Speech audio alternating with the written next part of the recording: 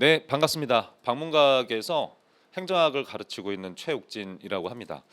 일단 행정학이라는 학문은 뭐냐면요, 국가 관리에 대한 학문입니다. 그러니까 여러분들이 취직할 회사죠. 그 행정부에 대한 그 모든 지식을 정리한 학문이 행정학이 되겠어요. 그 경영학이라는 거는 기업의 운영에 대해서 그래서 공부를 하는 거라면 행정학은 행정부의 활동에 대해서 공부한다. 네, 그렇게 보시면 될 것 같습니다. 여러분들이 이제 소문으로 좀 들어보셨을지 모르겠는데 행정학은 5과목 중에서 가장 많은 분량을 차지하고 있는 학문이에요. 그래서 사실 한국사라든가 뭐 행정법이라든가 이런 것도 암기 과목의 성격이 분명히 있거든요. 근데 그 과목들에 비해서 분량이 좀 더 많은 과목이 바로 행정학이 되겠습니다. 그래서 항상 제가 그 오픈할 때 드리는 말씀이 행정학을 공부할 때는 양이 많은 과목이니 이것을 접근하는 방식이 대단히 중요하다. 그런 말씀을 항상 드리는 편이거든요. 그래서 이 어려운 행정학을 어떻게 좀 극복하면 좋은지 오늘 설명 좀 드리고 커리큘럼에 대해서 말씀을 드리도록 하겠습니다. 자, 일단은 시장 상황에 대해서 간단하게 먼저 설명을 드릴 텐데 여러분들이 지금 치르는 시험의 제도라는 것은 전문 과목 제도죠. 그래서 제 수업을 듣는 분들은 일반 행정직 분들이니까요. 그 분들의 전문 과목이라는 것은 행정학이랑 행정법이 되겠습니다. 이 전문 과목 제도가 도입이 된 후에 시장에서 나타난 변화 중에 하나가 뭐냐면요. 지금 여기 화면을 보시는 것처럼 국어, 영어, 한국사죠. 흔히 말하는 공통 과목이라고 하거든요. 이 공통 과목의 학습량이 좀 감소한 추세에 있어요. 그래서 지금 뭐 국어, 영어, 한국사가 쉽다 그런 뜻이 절대 아닙니다. 뭐 사실 쉬운 과목은 없죠. 공부해야 될 양도 많은 편인데 과거의 선택 과목 제도 시절에 비해서 그러하다라고 보시면 될 것 같고요. 그다음에 두 번째 특징이 지금 보시는 것처럼 행정학의 난이도가 많이 높아졌어요. 근데 여기서 난이도가 상승했다는 것은 조금 구체적으로는요. 과거 선택 과목 제도 시절에 비해서 공부해야 될 분량이 증가했다고 보시면 되겠습니다. 그래서 제가 이제 항상 이제 드리는 말씀이지만 행정학은 분량이 많기 때문에 내가 어떻게 접근해야 되는지가 대단히 중요하고 분량이 많은 과목은 항상요. 가장 중요한 거는 그 많은 분량을 어떻게 정리정돈하느냐. 그게 대단히 중요한 포인트가 되겠습니다. 또 시장 상황 중에 하나가 지금 여기서 보시면은 일반 행정직 TO가 전체적으로 감소하는 추세에 있다. 이렇게 나와 있죠. 이것도 상대적인 차이라고 보시면 될 것 같아요. 가령 예를 들어서 뭐 교정직렬 같은 경우에는요, 이제 TO가 증가하고 있고, 뭐 경찰 공무원의 경우에도 TO가 증가하고 있고 그런 추세에 있지만, 우리 이제 일반직 공무원에서 일반 행정직의 TO는 감소하는 추세에 있다. 그렇기 때문에 이러한 지금 상황에서는요 행정학이라는 게 여러분들의 경쟁력이 될 수 있는 포인트가 되겠습니다. 이제 정부의 정책 취지라는 게 그렇잖아요. 기본적으로 공무원 시험 과목에서 이제 적성 테스트 같은 것들을 도입을 하고 있고 영어 시험이라든가 한국사를 이제 자격증으로 대체하고 있는 흐름으로 가고 있거든요. 그 취지가 기본적으로 뭐냐면 민간 교류와의 협력성을 이제 증진하겠다는 거예요. 그래서 내가 뭐 민간 회사에 취직하려고 준비하시는 분들도 편안하게 공무원 시험을 볼 수 있게끔 교류를 만들겠다 그런 뜻인데 그 과정에서 공무원 시험을 준비하시는 분들은요 행정학을 만약에 잘하게 되면은 나의 큰 경쟁력이 될 수 있다고 생각하시면 돼요. 그건 제가 자신 있게 말씀드릴 수 있어요. 왜냐하면 이 과목은 어떤 사람이든 어렸을 때부터 내가 경험을 쌓거나 한 과목이 아니죠. 국어나 영어는 내가 어느 정도 경험치는 있을 수 있단 말이죠. 그런데 행정학이라는 건 사실 거의 모든 사람에게 생소한 과목인데다가 그 다음에 두 번째 분량 자체가 압도적으로 많기 때문에 다른 시험을 준비하다가 갑자기 여기에서 행정학을 잘 공부한다는 게 참 어려운 일이 된다는 겁니다. 그래서 여러분들이 공부하는데 어려움은 많을지라도 거기에 대해서 성취감을 줄 수 있는 과목이라고 저는 보고 있어요. 전문 과목 제도가 도입이 되고 나서 행정학의 난도 추세를 제가 막대 그래프로 한번 표현을 해봤습니다. 그래서 22년도 시험서부터 이제 24년도까지 3년치인데요. 국가지방직 9급만을 기준으로 제가 막대 그래프로 표현을 해봤어요. 자, 그러면 전반적으로 어떠냐면은 6번의 시험 중에서 이렇게 보시는 것처럼 3번의 시험이 좀 상대적으로 많이 어려웠다. 이렇게 보시면 되겠어요. 일반 행정직을 준비하시는 분들은 제가 이제 일선에서 직접 경험을 해보면 공부 능력이 대단히 뛰어나세요. 그래서 제가 대단히 존중하는 분들이고요. 열심히 하시기 때문에 항상 제가 존중을 하는데, 그런 분들이 이렇게 시험을 보셔도요, 많은 공부를 하고 상대적으로 잘 봐서 붙는 어떤 시험이라는 게 행정학과 관련된 시험이라 보시면 되겠어요. 이게 열심히 공부했는데도 요 정도 점수 나왔으면 내가 붙을 수 있었다는 뜻이거든요. 우리 시험이라는 건 기본적으로 상대평가 제도이기 때문에 나타날 수 있는 현상인 거죠. 그래서 이렇게 세 번의 데이터의 경우에는요, 75점에서 80점을 만약에 내가 받았더라도 현장에서 시험을 붙는 데는 지장은 없었다, 그렇게 생각하시면 될 것 같아요. 자, 그러면은요, 그 데이터를 확인할 수 있는 뭐 합격 수기인데요. 예를 들면 23년도 지방직 9급은 수월했었어요. 시험 자체가. 그러니까 100점과 같은 점수가 나올 수가 있었던 거죠. 물론 열심히 하셨지만 시험 자체도 무난했었기 때문에 나타날 수 있었던 현상이다. 지금 뭐 95점이라든가 이렇게 나오지 않습니까? 그런데 23년도 국가직 9급은 좀 어려웠어요. 지금 보시는 것처럼 요번은 이제 80점을 받으셨거든요. 뭐 최종 합격하셨고요. 지금 보시는 것처럼 고해 국가직 7급도 같이 붙으셨거든요. 그러면 이분이 사실 실력이 부족한 분은 절대 아닌 거죠. 실력이 있음에도 불구하고 시험이 어렵게 나오면은 내가 상대적으로 잘 보면 시험은 붙을 수 있다는 것이다. 그런 점을 한번 보셨으면 좋겠어요. 그만큼 좀 정복하기가 쉽지 않은 과목이 바로 행정학이 되겠습니다. 그래서 고해 이제 이렇게 80점이라는 데이터 이렇게 나오는 걸 볼 수가 있는 거죠. 24년 국가직 9급도 마찬가지로 좀 어려운 편이었습니다. 근데 요번 같은 경우에는 이제 통계학에서 흔히 말하는 아웃라이어라고 얘기를 하죠. 이제 전체 정규 분포에서 약간 극단치에 들어가는 분이셨기 때문에 지금 95점이면은 약간 드문 점수라고 보시면 될 것 같아요. 그래서 이제 수석 합격자가 된 것이고요. 그 요번 같은 경우에도 지금 한 85점 정도 적당한 점수라고 할 수 있을 것 같습니다. 24년 지방직 9급은요. 그 24년에 치러진 지방직 7급이라든가 국가직 7급 시험에 비해서도 더 어려웠었어요. 그래서 이런 점수가 이제 데이터로 이제 남아 있습니다. 80점 정도가 지금 나온 거 보이시죠? 그렇습니다. 그 다음에 이렇게 군무원 데이터를 이제 제가 보여드리는 이유는 뭐냐면, 일반 행정직 TO가 줄고 있어요. 특히 국가지방직 9급 시험도 그런데요. TO가 감소하고 있는 상황에서 군무원이라는 시험도 같이 한번 치는 것이 유리하지 않나, 이런 입장에서 제가 설명을 드리는 건데, 그래서 이제 수업을 듣는 분들 중에서 이렇게 군무원 시험을 목표로 하시는 분들도 같이 섞여 있다고 보시면 될 것 같습니다. 그래서 요번 같은 경우에는 이제 일행직 9급 수석으로 합격하신 분이었는데, 이때 당시에도 행정학이 많이 어려웠었죠. 사실은 군무원 행정학이 일반적으로는 국가지방직 9급 행정학에 비해서 좀 어려운 편이거든요. 그런데 이제 예외적으로 24년도 지방직 9급은 많이 어려웠었던 시험이 되는 것이고, 일반적으로는 좀 군무원 시험이 어렵습니다. 군무원 시험은 보통 7월에 있고요. 여러분들이 지방직은 6월에 있잖아요. 그러면 군무원 시험은 7월에 있는데, 군무원의 경우에는 영어랑 한국사에 대해서 공인 시험으로 대체하고 있고요. 그 다음에 국어랑 행정학이랑 행정법 세 과목을 여러분들이 치르시면 됩니다. 대신에 과목이 적기 때문에 난도는 좀 어려운 편이다, 전공의 경우. 그럼 이걸로부터 우리가 또 인지할 수 있는 게 뭐냐면, 아하, 내가 행정학이나 행정법을 좀 잘하게 되면은 이후에 있는 군무원 시험에서도 내가 찬스를 노려볼 수 있겠구나라는 것을 우리가 눈치를 챌 수가 있는 거죠.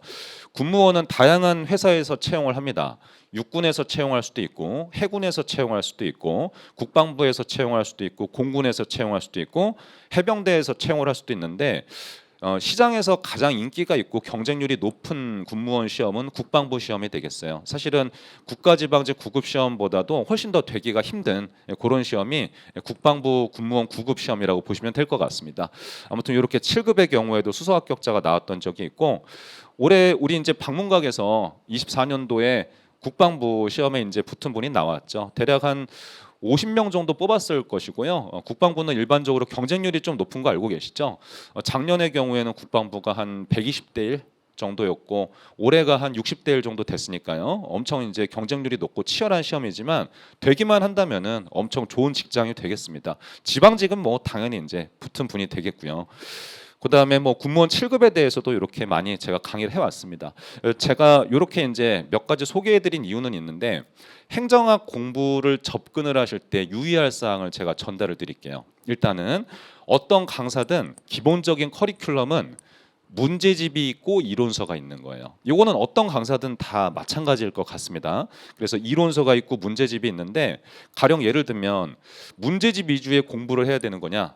아니면은 이론서 위주의 공부를 해야 되는 거냐? 이거 일단 첫 번째 의사결정 사항이에요. 근데 과거에 행정학 시험이 조금 수월하게 출제가 될 때는 기출 선지가 대단히 많이 반복됐었기 때문에 문제집 위주로 공부를 하더라도 불편함이 없었어요. 근데 요즘엔 행정학 시험이 좀 어렵고 분량도 좀 더 넓어졌거든요. 그렇기 때문에 여러분들이 한 가지 주의하실 거는 문제집이 전체 비중으로 봤을 때 대략 한 2에서 3 정도의 비중이라고 생각을 하시고 이론서가 한 7에서 8 정도의 비중으로 두고 공부를 하셔야 된다. 그거를 여러분들이 첫 번째로 이제 가져가셔야 됩니다. 아까 이제 우수한 점수로 붙었던 사람도 있었고 그냥 평균적인 점수로 붙었던 분들도 계셨었는데 그분들의 경우에 대다수는 이론서 위주로 잘 공부를 해서 깔끔하게 끝낸 분들이 되는 거예요. 제가 이제 강의의 특징 중에 하나는 뭐냐면 행정학의 국가관리에 대한 학문이다 보니까 이론서가 시중에서 보면 워낙 두껍습니다. 사실은 1000페이지에서 한 1200페이지 기본서가 되고요. 그거를 꼼꼼하게 공부해야 좀 붙을 수 있는 과목이 사실은 행정학인데 제가 이제 행정학을 오래 가르쳐 왔고 행정학을 또 전공했었고 대학원에서도 또 전공했었고 이랬었기 때문에 그동안에 좀 경험을 살려서 기술을 좀 발휘해서 행정학 이론서는 제가 가장 얇은 편입니다. 그래서 480페이지예요. 요 정도 분량이면은 여러분들이 그래도 1년간 좀 꾸준히 볼 수 있고 숙제할 수 있는 분량이지 않나 그런 생각이 들거든요. 그래서 이론서를 이제 이론 공부할 때 한 번만 보고 딱 버린 상태에서 문제집만 계속 풀다가 시험장에 들어가게 되면은 내가 시험 점수가 오르락 내리락 합니다. 그렇기 때문에 안정적인 점수를 받기 위해서는 내가 이론서를 잘 공부해야 된다. 이것을 먼저 강조를 하고 싶어요. 그 커리큘럼에 대해서 3, 4월에 대한 거 제가 간략하게 좀 설명을 드리면은 기본적으로 올인원 수업이라고 지금 되어 있습니다. 이렇게 1번 동그라미에 올인원 수업은 이론 수업이에요. 그래서 이론 행정학 이론이 엄청 양이 많은데 그거를 3, 4월 동안 조금 빠르게 그리고 압축적으로 전달해 드리는 강의가 올인원 수업이 되겠습니다. 이 3, 4월에 올인원 수업을 들어오실 분들은 누구냐면은 내가 공무원 시험을 3, 4월에 처음 시작하시는 분들 이런 분들이 올인원 수업을 들어와서 이론 수업을 저랑 같이 진행하면 될 것 같고요. 시수는 대략 한 64시간 정도 예상을 하고 있어요. 그다음에 천지문이라는 것은 이제 기출 OX 수업이 되는 것인데 요거는 만약에 제시를 하시는 분이다. 이런 경우에는 이론 수업하고 같이 들으셔도 무방하기는 합니다만은 가급적이면 내가 처음 듣는다면은 이제 올인원 수업을 듣기를 제가 권합니다. 천지문 수업은 기존에 이제 따라오시던 분들한테 제가 제공하는 강의라고 보셔도 될 것 같아요. 가령 이제 1, 2월에 시험을 처음 시작하신 시험 준비를 시작하신 분들도 있거든요. 이런 분들은 3, 4월에 제가 천지문 강의로 이제 들어와서 저랑 같이 기출 OX를 분석하는 시간을 갖자고 얘기를 했으니까요. 그다음에 동형 모의고사의 경우에는요. 이제 우리가 4월 달에 국가직 시험이 있다 보니까 3월 달까지 동형 모의고사 강의가 쭉 진행이 됩니다. 여기에 오시는 분들은 작년에 이제 7월서부터 저랑 같이 행정학을 쭉 공부해 왔던 분들, 이런 분들이 지금 동형 모의고사 클래스에서 저랑 같이 함께 하고 있어요. 그 이번에 우수한 합격자분들이 제가 예상컨대 많이 나올 것 같아요. 이제 잘하시는 분들이 꽤나 많거든요. 앞에서 이제 교수님들께서 말씀은 해주셨지만 우리 방문가에서 실력이 좋은 분들이 굉장히 많습니다. 그래서 동형 모의고사 클래스 이제 들어와서 시험을 한번 쳐보면은 잘하는 사람이 굉장히 많구나. 요걸 느낄 수가 있을 겁니다. 자, 이제 교재를 제가 좀 소개를 드릴게요. 행정학은 이론서 중심으로 공부를 해야 하므로 이론서 소개가 좀 중요하다 보고요. 그리고 이론서가 좀 잘못되어 있으면은 내가 1년간 불편한 사항이 발생할 수 있어요. 그래서 저는 이론서에 신경을 좀 많이 쓴 편인데 이제 우리가 서점에서 이제 보면은요. 이론서는 세트로 구성이 되어 있고요. 지금 왼쪽에 있는 책이 이론서고 그다음에 오른쪽에 있는 책이 같이 확인 학습할 수 있는 기출 문제집이라 보시면 될 것 같아요. 그래서 오른쪽에 있는 기출 문제집은 대략 한 450문제 정도가 들어 있고요. 왼쪽에 있는 것은 이론서다. 아까 말씀드린 것처럼 480페이지 정도니까요. 요거 한 권을 가지고 1년 동안 잘 정리 정돈을 하면 되는 겁니다. 속지를 한번 보면은요. 이런 식으로 이제 구성이 되어 있습니다. 행정학이 워낙 공부하기가 좀 까다로워요. 그래서 이제 저 같은 경우에는 구조도를 좀 위에다가 넣어두고 이 구조도를 기준으로 쭉 설명해두는 란을 밑에다가 넣어두었어요. 왜 그러냐면 뭐 그림으로 표현하면 좋긴 하지만 뭐든지 다 일장일단이 있거든요. 장점이라는 건 눈에 잘 들어올 수는 있죠. 근데 단점이 뭐냐면 나중에 혼자 복습을 할 때 그 그림이 좀 어려울 수가 있어요. 처음 공부하는 사람들이기 때문에. 그래서 그 그림에 대한 자세한 설명도 제가 이렇게 밑에다가 넣어두었으니까 혼자서 자습도 얼마든지 가능한 교재가 되겠습니다. 이런 식으로 구성을 했어요. 위에다가 이제 구조도 같은 거 이제 설명을 하고 밑에다가 꼼꼼하게 해설을 넣어두는 방식입니다. 그리고 이제 이렇게 우측 끝에 보면 인덱스가 들어 있거든요. 그럼 인덱스의 날개 부분에 제가 표시한 거는 뭐냐면 이런 거예요. 제 교재는 30일치 분량으로 쪼개져 있어요. 그래서 30일에 끝내는 최욱진 행정학이 이제 교재의 부재가 되는 것인데 학습량을 여러분들이 체크를 해서 내가 이제 오늘 학원에 와서 며칠치를 한번 읽어볼 것인가 요거를 여러분들이 구체적으로 목표를 세워야 되기 때문에 제가 인덱스를 이렇게 설계를 해두었습니다. 제가 이제 전체적인 통계 정리하는 걸 굉장히 좋아해요. 대학원 전공 자체가 통계 쪽과도 이제 관련성이 있기 때문에 행정학 내에서요. 그 제가 우수한 점수를 받는 분들의 그 계량적인 지표를 측정을 해보면은요, 이런 걸 알 수 있었어요. 발견한 거죠.